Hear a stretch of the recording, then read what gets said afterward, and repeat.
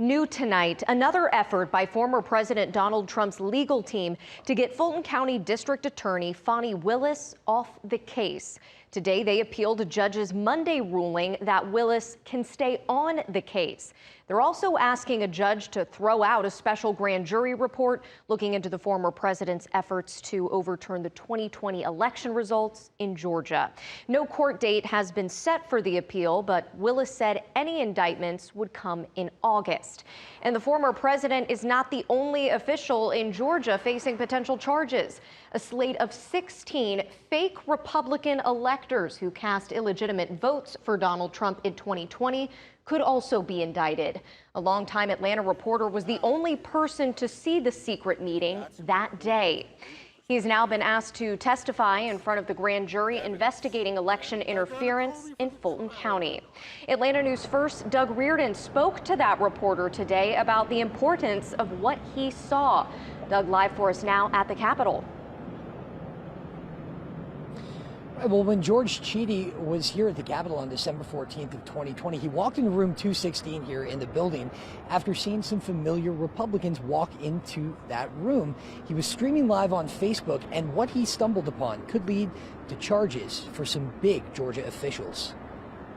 It's the idea that this is something that's actually happening to me is blowing my mind.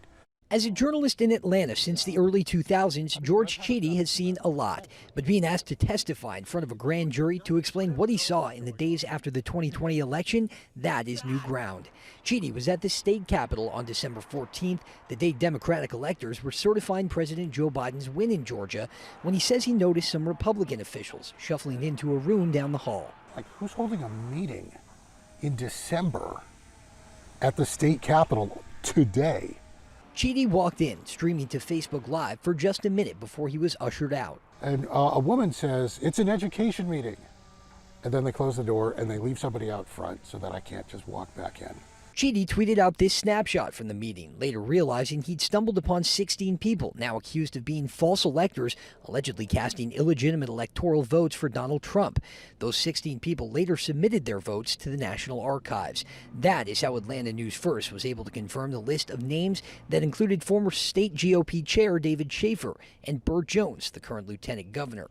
In July, Cheedy was asked to testify about it in front of a grand jury investigating former President Trump and those accused false electors over election interference.